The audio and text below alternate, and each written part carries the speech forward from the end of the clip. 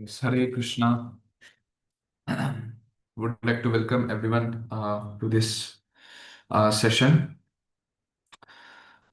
Om Jnanatimirandasya Jnananjana Shalakaya Chakshur Yena Tasmai Shri Gurave Namaha. So in today's session, I would be uh, speaking on the biography of Srila Madhvācārya, his life and his works in the form of books and his achievements and the establishment of Dvaita Vedānta. So a bit of history. Today we will try to understand.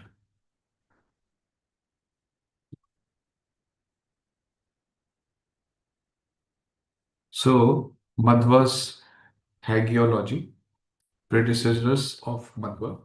So the biography of the saints who lived in the past. That is what is called hagiology. The legends who lived in the past. So the biography of them. So there is no definite or fully authenticated historical information available regarding the forerunners of Madhva's theistic system.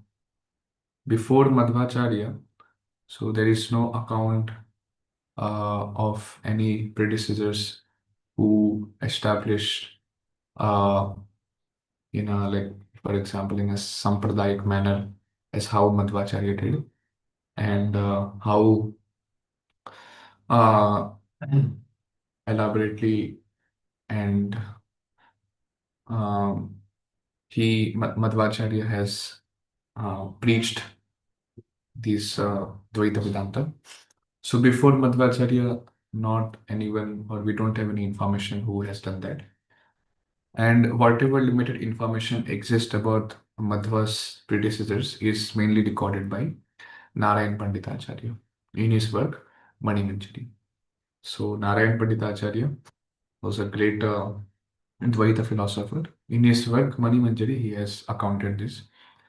And from these traditional accounts and from Madhva's own writings, it is very much evident that the philosophical roots of his system lie in the ancient monotheistic tradition of the Bhagavatas. So previously, the Bhagavatas, or those who um, were very much conversant about the philosophy of Bhagavatam, and those who knew uh, those who knew the Prasthanatraya in authentic manner. So those who have studied and they are self-realized. So that much accounts only it is there actually. And the philosophical roots of Madhvacharya system lies in that only, not any much major predecessor acharyas who have vastly preached his message, Dvaita Vedanta philosophy. However, for all practical and historical purposes, Madhvacharya himself must be regarded as the first historical founder and systematic exponent of the Dvaita school of philosophy. So that's why Madhvacharya himself is the very first historical founder of the Dvaita philosophy. And the period before Madhvacharya, known as the pre-Madhva hagiology, remains largely blank actually, except for the names of few supposed forerunners preserved in the text like Mani Manjari and certain materialists. A traditional account found in the Padma Puran traces Madhvacharya's philosophical lineage to Brahma, identifying it as the Brahma Sampradaya. So Padma Puran has this account that how the Madhvacharya's philosophical lineage, it goes up to Lord Brahma, and that Madhvacharya Sampradaya is known as Brahma Sampradaya. And according to this tradition, a Guru Parampara is presented, leading down from Brahma ji to Madhvacharya. So what is that Guru Parampara? The traditional Guru Parampara of the Brahma Sampradaya, so which is usually accepted, that is first of all Sri Hamsa, Narayana, then Brahmaji, after Brahma, the four Sanakas, the four Sanas, Sanaka, Sanandana, Sanatan, Sanat Kumar, and Durvasa Muni, and Jnananidhi Tirtha, then Garuda Vahana, Kaivalya, Jnanisha, Para, Satya Pragya, and Pragya. And after Pragya, there was a historical gap of approximately 400 years. So before Ananda Tirtha came, before 400 years, Pragya came. Then there was a historical gap, and for which there is no continuous record is available. There are no records what happened in between. Then afterwards, the great that is Purushottama Tirtha or Achyut Pragya, and then that is Ananda Tirtha. So his disciple Ananda Tirtha. It is another name for Srimad Acharya. So historical predecessors of Madhva and the 400-year gap. From the preceding discussion, it becomes clear that tradition has preserved the names of at least six historical predecessors of Madhvācārya. However, there exists a gap of approximately 400 years between Pragya Tirtha and Achyuta Pragya, who was the immediate predecessors or guru of Madhvācārya. And there is no reliable historical information also is available regarding the persons who flourished during this intervening period. It is traditionally alleged that during this time the followers of the Dvaita creed were subjected to severe persecution owing to the ascendancy of monastic Advaita philosophy. So at that time, uh, there was so much of Advaitavad going on. So even though there would be some people who would be accepting the Dvaita philosophy or who are followers of Dvaita philosophy, but still they were not able to open up or openly preach about it because of the severe persecution, and there was so much of preaching going on of Advaita philosophy. That's why they were not able to preach it vastly. And a vivid account of this persecution is recorded in chapter 7th of the Mani Manjari. So, for more details, Mani Manjari can be read. Thus, historical facts appear to indicate that the dominance of Advaita Vedanta during this period resulted in the temporary obscuring of the Dvaita tradition. So, because of the dominance of Advaita Vedanta after Pragya Tirtha, there was this 400 years of gap. So, it is understood that because of dominance of Advaita Vedanta, there was the temporary gap or there was no such no records are available, because even though those who were the followers of Dvaita, they were not able to openly preach about Dvaita tradition. And the decline of Dvaita lineage during the Advaita ascendancy. So due to the strong ascendancy of monism, Advaitavad, the teachers of Dvaita tradition were driven to desperation. And in order to survive, what did they do? They outwardly accepted monism. Outwardly, they just accepted, okay, yeah, Advaita is okay, even though it was not their original philosophical position. Their primary concern during this difficult period was only to preserve the continuity of the Guru Shishya lineage.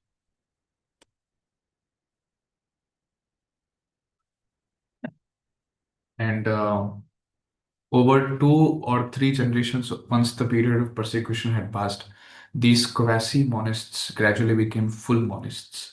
So, those who just partially accepted from outwardly the monism, but internally they preserved their tradition. So, but it was very much a difficult period because already Advaita tradition was very much prominent at that time. And to preserve the continuity of that Guru Shishya lineage was very, very difficult actually. So, so that's why, because for some generations, uh, what happened? 2, 3 generations, these quasi monists, they gradually became full Advaitins.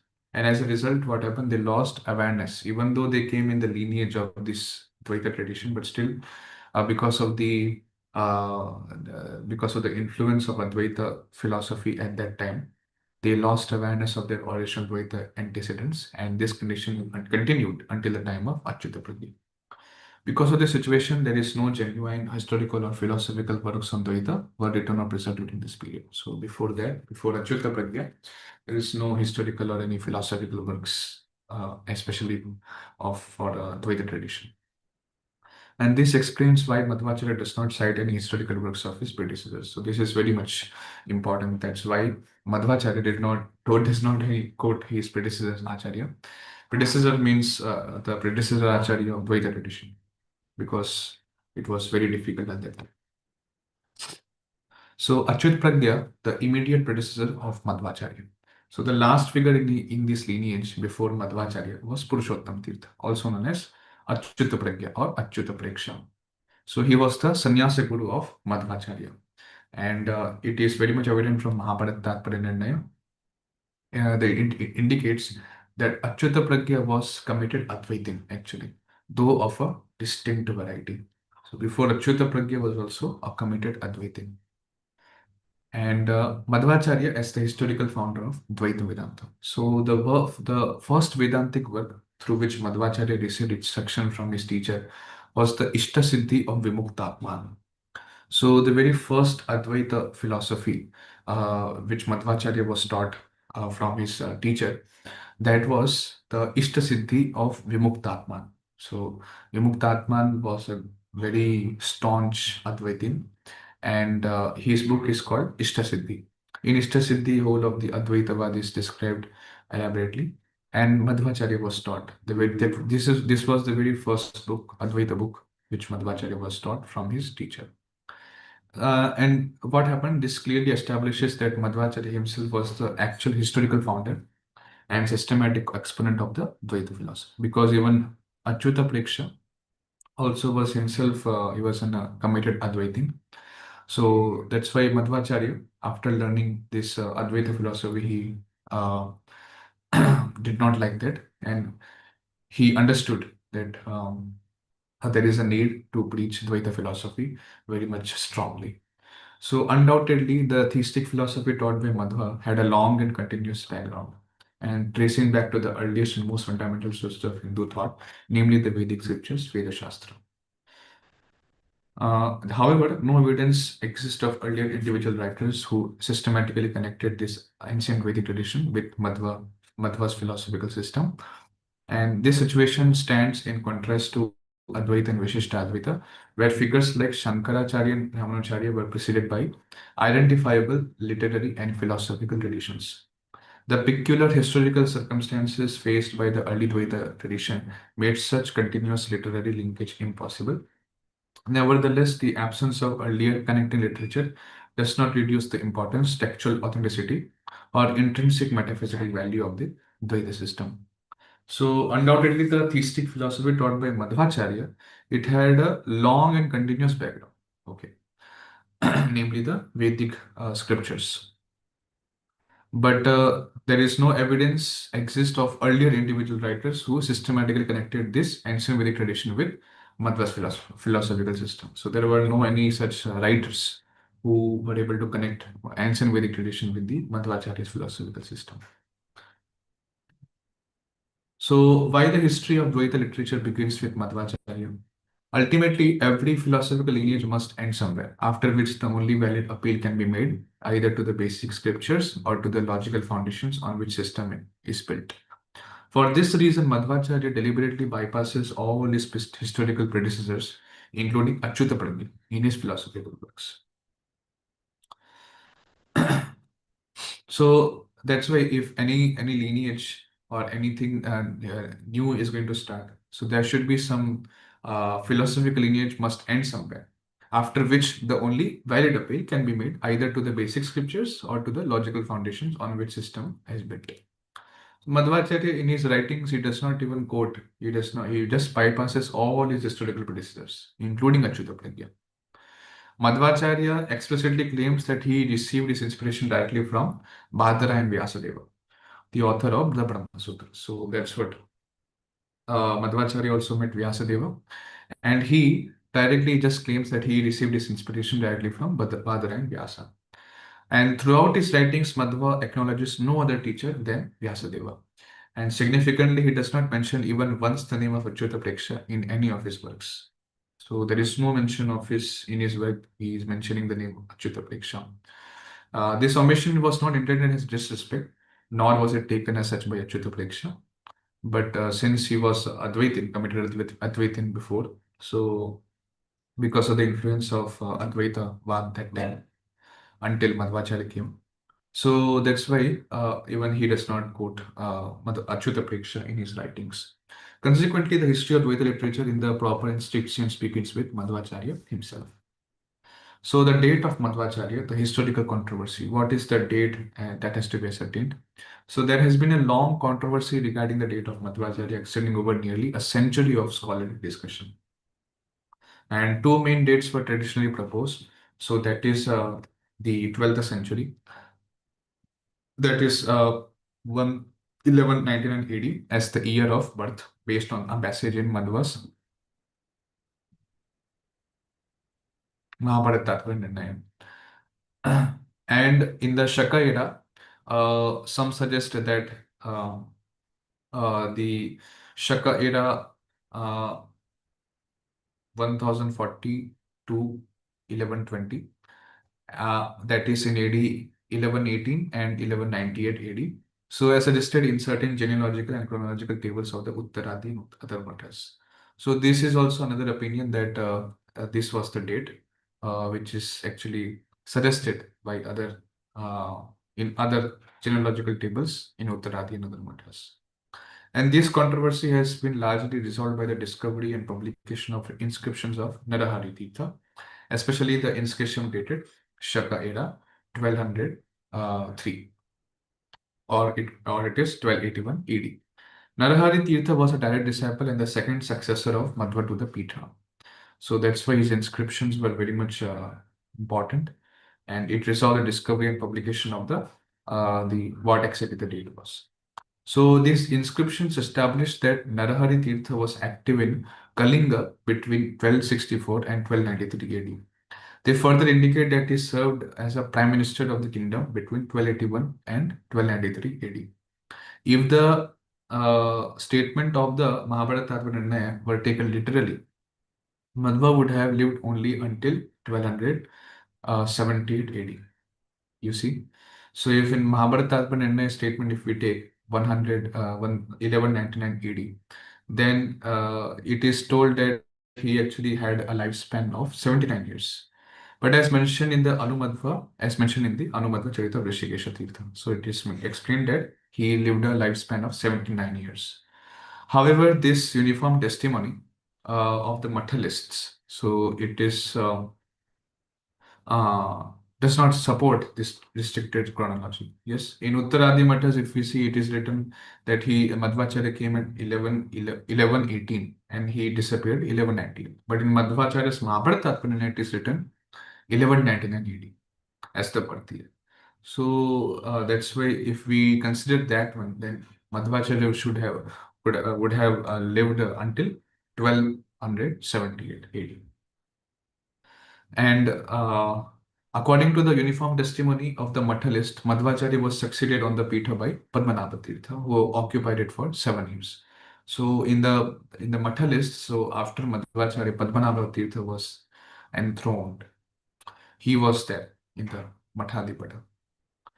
After Padmanabha Tirtha, Narahari Tirtha held the Pitha for 9 years. And on this basis, Narahari would have assumed the Pitha around 1285 AD. However, inscriptions show that Narahari Tirtha was still in Kalinga in the years 1289, 1291, and 1293. So, therefore, Narahari could not have occupied the Pitha before 1293 AD. It is historically impossible that Narahari could have served simultaneously as a prime minister of Kalinga and the head of the Pitha between 1285 and 1293. Yes, because as serving as both Prime Minister of Kalinga Desha and also head of the Pitha, it is very much historically impossible. It was not. These facts together indicate that Narahari's death cannot be placed earlier than 1333 AD. Yeah. So, final determination of Madhvacharya's dates, that is, calculating backwards from the recorded year of Narahari Tirtha's demise, the date of Madhvacharya's exit from the world is determined as 1317 AD. Assuming the tradition that places Madhvacharya's birth in the cyclic year Vilambi, the year of his birth is fixed as 1238 AD. This chronology reconstruction fits well with the inscriptional evidence relating to Narahari Tirtha. So this is the final determination we can do. Now, if we get into the life of Madhvācārya, so the Madhva Vijaya of Narayan Panditacharya is the earliest surviving biography of Madhvācārya. And this work provides a fairly complete and authentic account of Madhva's life and activities. There are also well-known English accounts of Madhva's life and teachings. Therefore, only a brief sketch of his life is considered sufficient here. So, very brief sketch of life will be explained. And in Madhva Vijaya of Narayan Panditacharya, so elaborated biography is mentioned.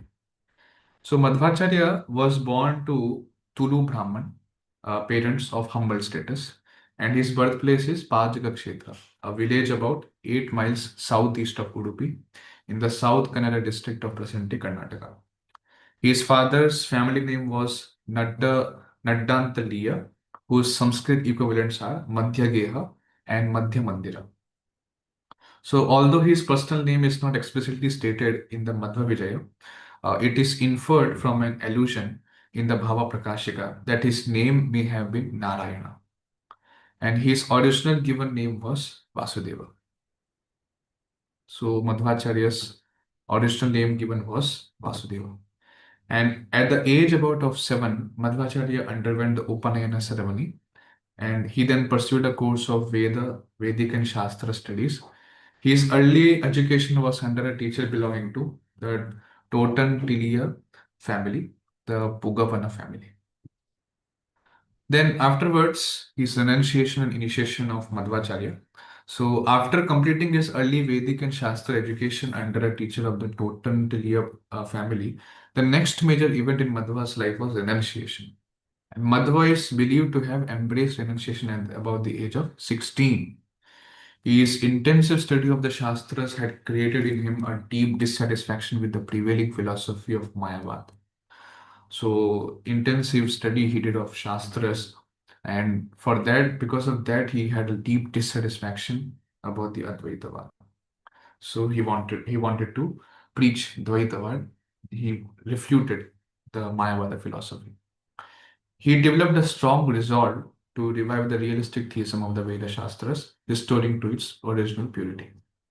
Responding to this inner spiritual call, Madhvacharya approached Achyuta Pragya. From Achyuta Pragya, he received monastic initiation and was the given name, the sannyasa name was Purna Pragya. After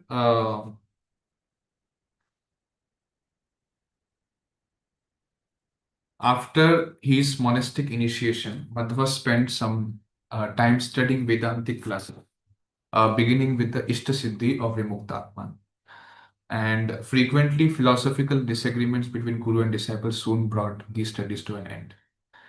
So, Purna Pragya was then made the head of the Matha of Achyuta Preksha under the name Ananda Tirtha. The name Madhva, by which he became widely known, was adopted as synonymous with Ananda Tirtha. This name also had esoteric significance connected with Madhva's claim to be an incarnation of Vayu. So Madhvacharya spent considerable time in and around Udupi, teaching fellow disciples of Achyuta Preksha. He actively engaged in philosophical debates with scholars belonging to Advaita, Jainism, and Buddhist traditions. The Madhva Vijaya, it accounts that he encountered with Vasudeva Pandita, Badisimha, and Buddhisara. So he had a lot of debates with Advaitins and Buddhist and many other types of people who don't belong to the Vaishnava philosophy, the Vaishnava tradition. These debates sharpened his dialectical skill and made him an adept polemicist, quality clearly reflected in his later works. So, encouraged by his early successes, Madhva decided to undertake a South Indian tour to spread his philosophical ideas. So, by his successes by doing the debates, he became very much proficient. Madhvacharya decided to undertake a South Indian tour. So, important places he visited during this tour was Trivandrum, Kanyakumari, Srirangam, and Rameshwaram. At Kanyakumari, he entered into a serious confrontation with an Advaitic monk mistakenly identified by some as Vidya Shankara Tirth, the then Swami of the Sringeri Matha. After completing uh, Chaturmasya at Rameshwaram, Madhvācārya proceeded to Srirangam, where he likely came into direct contact with followers of Ramanuja. From Srirangam, he returned to Udupi via a northern route. Though the southern tour probably lasted for 2 to 3 years. It revealed to Madhvācārya that cracks had already appeared in the stronghold of Mayavada. This realization strengthened his resolve to establish a new philosophical Siddhanta. Soon after returning to Udupi, Madhvācārya began his career as an author, starting with a new commentary on the Bhagavad Gita. So when he returned to Udupi, he started writing commentary on Bhagavad Gita, Gita Bhashyam. And this work, however, was published only after his first North Indian tour and his visit to Badri, so which followed shortly. So after southern tour, when he came back to Udupi, he wrote a commentary, but it was published only after his first North Indian tour. So on his North Indian tour, Madhvācārya traveled with a large retinue. No detailed information is available regarding the exact route, places visited, or incidents during the journey. While staying at the hermitage of Badrinath, Madhva proceeded alone to Mahabadrikash, the abode of Vyasa, situated in the upper Himalayan regions. After spending several months there, he returned inspired by Vyasa. Following this experience, Madhvacharya composed his Brahma Sutra Bhashya, which was written down by Satyatirtha from his dictation. So before that, there were actually scribes and the disciples. So Madhvacharya himself, he did not write, but he used to dictate the commentary, and then the disciples used to write. So Brahma Sutra Bhashya was written down by Satyatirtha from his dictation. So on the homeward journey, Madhvacharya traveled through Bihar and Bengal, and eventually he reached the banks of the Godavari River. Here he engaged a long and serious debate with a senior scholar of the region, that his name is Shobhana Bhatta. At the conclusion of the debate, Shobhana Bhatta accepted defeat and became a disciple of Madhvacharya, taking the sannyasa under the name Padmanabha Tirtha. So the Madhva Vijaya does not specify of the exact place where the debate with Shobhana Bhatt occurred, but many scholars have assumed it to be Rajamandri on the Godavari, believing Shobhana Bhatta to be a native of Andhra Pradesh. However, references in the Rishikesha Paddhati describe Padmanabha Tirtha as a prominent leader among the Karnatakas. This makes it more likely that he hailed from Kannada-speaking districts near the Godavari. The meeting probably took place at an important center of learning on the Godavari, such as Puntamba or Paithan. Around the same period, the conversion of Narahar Tirtha also appears to have taken place. So Madhvacharya's North Indian tour made a deep impression on the scholarly public. Until this point, his criticism of Advaita and other prevailing schools had been largely destructive, without the presentation of full alternative bhashya. With the publication of his commentary on the Bhagavad Gita and the Brahma Sutras, it became clear that Madhva had now offered a complete and positive philosophical system. And from this stage onward, no one could accuse him of mere criticism without constructive doctrine. So after writing this commentary on Prasthanatraya, so because of that, now from this stage on, no one could actually just falsely criticize his doctrine without having proper arguments. So Madhvacharya's first major achievement after returning to Udupi was the complete conversion of his own guru, Achyuta Preksha, to the new Dvaita Siddhanta. This conversion was achieved only after fierce resistance, indicating the strength of Madhva's reasoning and conviction. The success of the new system was due to the living earnestness of its founder, his irresistible personality, and incisive logic, and vast and solid learning. These qualities soon attracted many converts and followers. Then, to unite and stabilize his growing community, Madhvacharya installed the beautiful image of Sri Krishna and his matha in Udupi. And this image became the central rallying point at the Dvaita movement. The Udupi Matha thus emerged as the institutional heart of Madhvacharya's followers.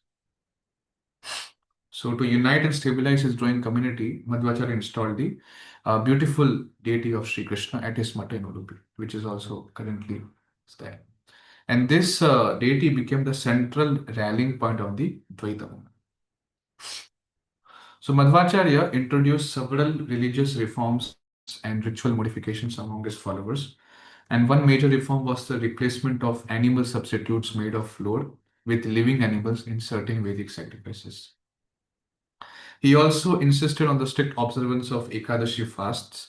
The Madhva records Pishta Pashu Yagya performed at Madhva's instance, with his younger brother acting as Hotri priest. These ritual reforms provoked strong opposition. A member of Marathiya family organized a protest and boycott against a new form of sacrifice. Despite the resistance, Madhvacharya stood firm. Ultimately, he prevailed and the reforms were successfully established. Madhvacharya's North Indian tour made a considerable impression on scholars and the general public. Until then, his criticism of Advaita and other schools had been largely destructive without an alternative bhashya. With the publication of his commentaries on the Bhagavad Gita and the Brahma Sutras, Madhva clearly presented a constructive and independent philosophical system. From this point onward, it was no longer possible to accuse him of mere negation without positive doctrine. So, an encounter recorded during Madhvacharya's first North Indian tour must have occurred before 1265 AD. Accepting 1199 AD as Madhva's birth date would push this event too late in his life and is therefore untenable. It's not possible. Newly discovered Kannada records dated Sarvajit 1337 AD confirm the correctness of Madhva's accepted lifespan as 1238 to 1317 AD. These records also help fix 1365 AD as the year of Akshobhya Tirtha's death, supporting the overall chronology. Then the second North Indian tour and later travels. So Madhvacharya also undertook a second North Indian tour, visiting Delhi, Kurukshetra, Banaras, Goa. Subsequent travels were largely confined to South Kannada. His favorite places of residence included Vishnu Mangala, Kanva Tirtha, and Kadatil. These years saw a steady increase in disciples and influence. During this period, Madhvacharya composed actually many important works, including the Bhashyas on the 10 Upanishads, the 10 Prakaranas also, expositions on the Bhagavad Puran, that is Bhagavatat Panirnaya, then expositions on the Mahabharatat Panirnaya. And this monumental literary activity firmly established the prestige and authority of the Dvaita Vedanta. The rapid spread of the new Siddhanta caused serious anxiety among the custodians of the Advaita Vedanta. Desperate attempts were made to check the growth of the new Siddhanta. An actual raid was carried out on Madhva's library, which contained a valuable collection of books. And most of the books were recovered shortly afterwards and restored to Madhva through the intervention of Jayasimha, ruler of Kumbla. This incident brought Madhva into direct contact with the ruler, at whose request he visited the royal capital. Close to this royal visit occurred the momentous conversion of Trivikrama Panditacharya. So, after his royal visit, so then he had the momentous conversion happened of Trivikram Panditacharya. Trivikram Acharya was a great, foremost Advaita scholar of the region, likely the court Pandit of Jayasimha, and he later became the father of Narayan Panditacharya. So he only was Narayan Panditacharya who wrote Madhva Vijay. So he Madhva's future biographer. After his conversion, Trivikram was commissioned to write a commentary on Madhva's Brahma Sutra Bhashya, which he did under the title Tattva Pradipa. So Trivikram Panditacharya wrote commentary on Madhvacharya's Brahma Sutra Bhashya, which is the name is Tattva Pradipa. And by this time, Madhvacharya himself had composed his masterpieces, the Anuvyakhyana on the Brahma Sutras, and this work represents the mature and final systematic expression of Dvaita Vedanta. So, Trivikram Panditacharya's conversion marked a decisive turning point in the history of Dvaita movement. With the conversion of such a leading authority on Advaita Vedanta, the intellectual legitimacy of the new Siddhanta was firmly established. And following this event, many more scholars and lay followers joined the Dvaita fold, and Madhva's fame spread widely. Around this time, Madhvācārya's parent passed away. In the following year, Madhvācārya's younger brother and the seven other Tulava disciples were ordained as monks. So Madhvācārya's younger brother was his disciple actually. Madhvācārya accepted him as a disciple, and also other seven other Tulava disciples were ordained as monks. So these Ashtamathas or Udupi were established by these eight disciples.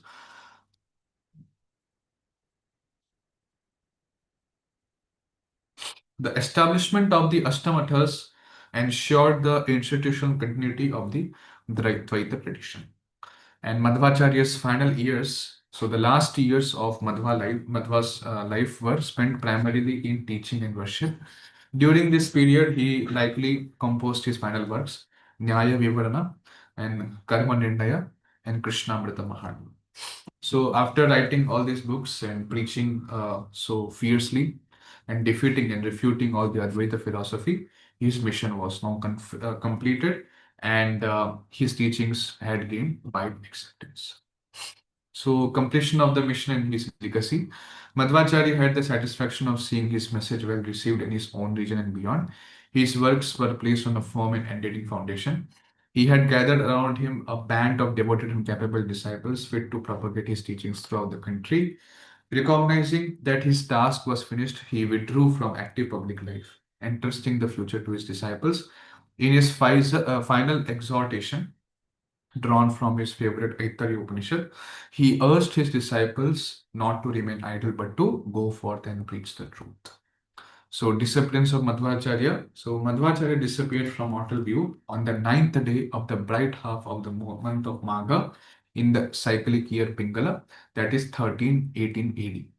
And his departure is commemorated in the Anu Madhvacharita, which poetically describes his ascent.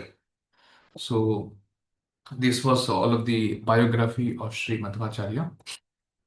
In this way, Madhvacharya, he completed all his works and his preaching, and entrusted all of his disciples to continue the legacy of Dvaita tradition. So, with this, I would like to conclude here. Yeah, thank you so much. Hare Krishna.